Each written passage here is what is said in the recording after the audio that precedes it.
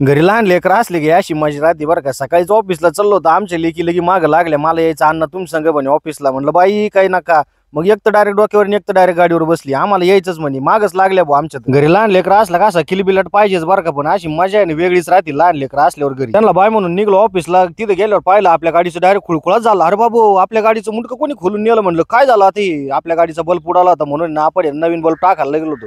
बाबा चेक करून पाहत होता बॅटरी लावून आपल्याच, म्हणे बंद चालू बंद चालू चालू झाला।